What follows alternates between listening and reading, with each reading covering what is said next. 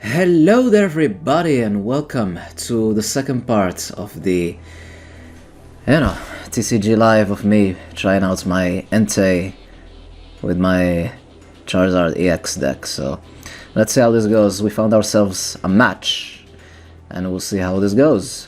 So yeah, I might start trying out our decks later on, but the problem is, like, currently I'm definitely not a fan of the current decks. Like, I legit don't like any of them, but that's besides the point. Anyways, we're gonna start things up with two Charmanders, which is not too bad, I guess. And yeah, we also have a Forest Sealstone, we have an Arven, Rare Candy. I guess in the second turn we can already evolve our Charizard if everything goes according to plan. We also have one Fire Energy, and the opponent seems to have one baby Roaring Moon and Roaring Moon EX. So anyways, Nest Ball will put the Entei into the bench, put a Fire Energy into Charmander, retreat the Charmander, put Entei in the active spot, play Fleet-Footed, got Artazone. Kinda thinking about playing it, because I wouldn't mind having Pidgey in the bench, and it would be also a good idea to give the Forest Sealstone into the Entei, just in case the opponents decides to Iono or something. So yeah, I decided to play Artazone, play Pidgey, get Pidgey from the deck, have it in the bench, and that way I can have him ready to evolve the next turn. But I decided not to give my active spots Entei the Forest Sealstone. I have no idea why, but anyways, the opponents will play another Roaring Moon into his bench, the non-EX one, and he's gonna give basic Darkness Energy into the active one.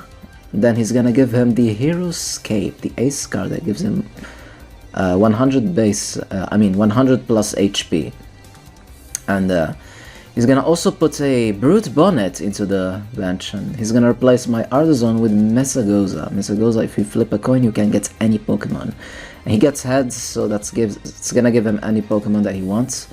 So let's see, which one is it gonna be? It's gonna be a Roaring Moon, and he's gonna pass the turn, so let's see how we can deal with this now. So I will give a Fire Energy to my active Entei, Fleet-Footed, draw a card, got a switch, which is nice.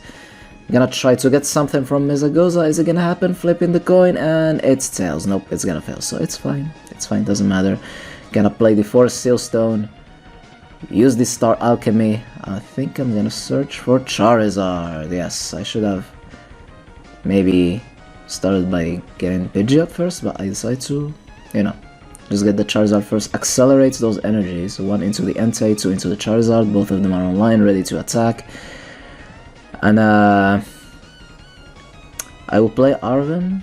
I'm thinking about playing Arven. I was like, no, we'll keep that to next round, I guess. So anyways, we're gonna do 140 damage. He has only 100 HP left, and that's good. That's good. It's a 2 KO. Entei is really awesome.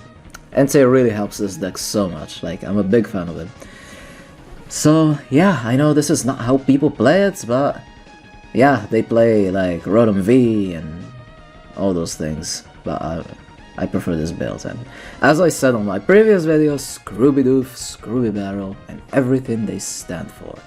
Nest Ball, he will play a Roaring Moon EX, play a second Darkness Energy into the active Roaring Moon, and luckily he's only able to do 70 damage because he doesn't have ancient cards, I believe, into his discard pile, so that's actually amazing. So Mesagoza, please give us heads. Finally, we got heads, and that means we can evolve our Pidgey out, because we do have the Arven, which is gonna help us search for the Rare Candy, and I decided to get Vengeful Punch because there isn't really another tool that we need at the moment. So I was like, yeah, just give it to the Charizard. And Fleet-Footed, let's see, we got Charmander, we got another Charmander. I'm gonna play it in the bench just to get more power into Entei's attack, and then we're gonna search for an Iono. Iono always helps. It disturbs the hand of the opponent, and it's actually great. So Burning Rondo, which will score the KO, 180 damage, and we're gonna take our first prize, which is gonna be a boss's orders, which is awesome.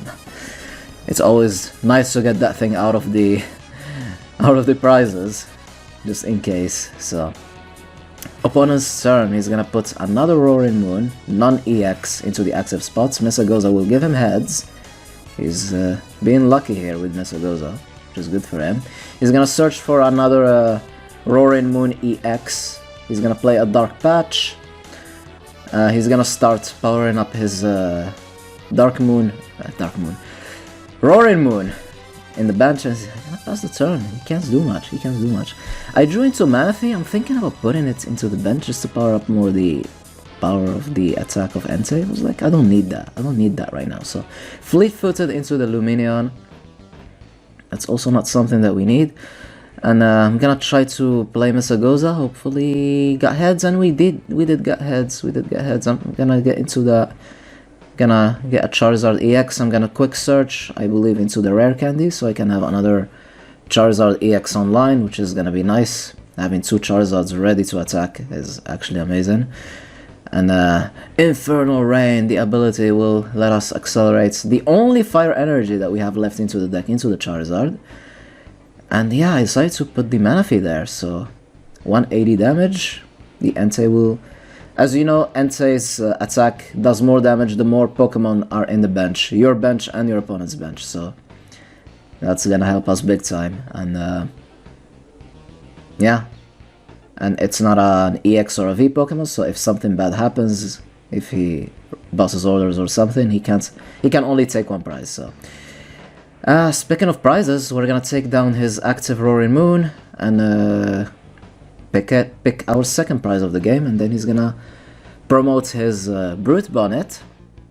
Brute Bonnet's ability, I think it confuses both, not confuses, it poisons both active Pokemon when it's in the bench. And then he's gonna put a Darkness Energy into his bench to Roaring Moon and pass the turn. So he's still not doing much. I'm just saying he had a slow start. Either that or we had like a really good start. Like, you know, I'm just gonna boss's orders his Roaring Moon EX because I want to damage it. I don't want to, you know, he's getting it ready and it's not fun. So we have to start lowering his HP a little bit.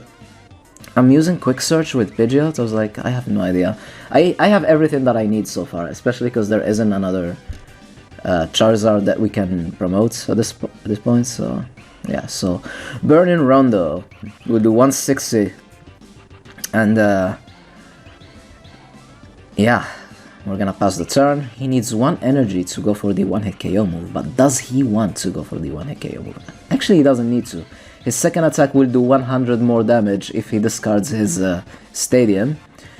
So that will be enough for him to take down the Entei V.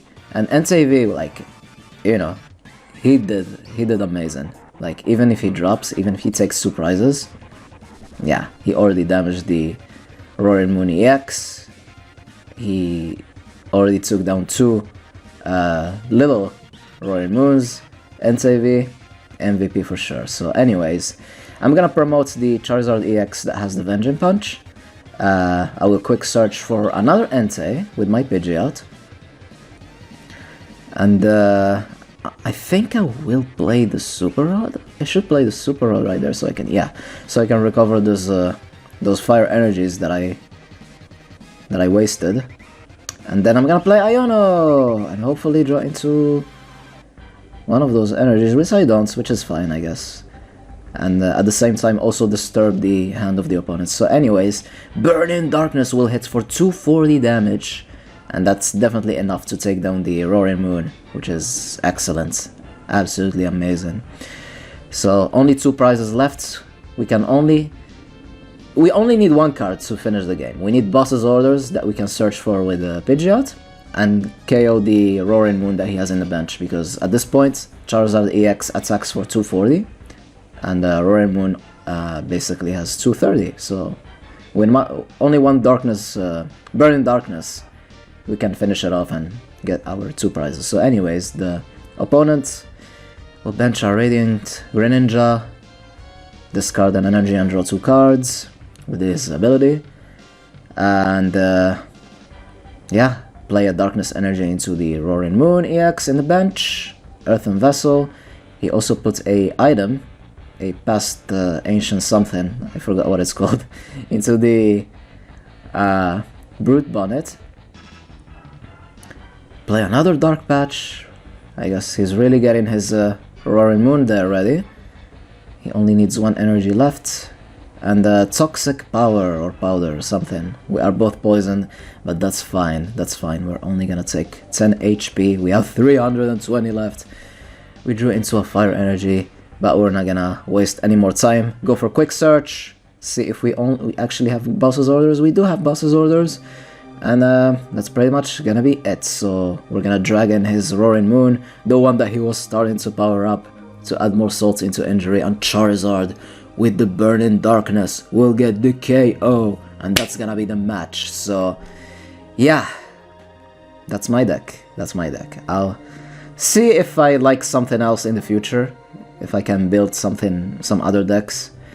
But for now, this is the one that I like, mainly because, you know, Charizard and Pidgeot have always been ones of my favorite Pokemon ever made. And yeah, we'll see how it goes. I don't know.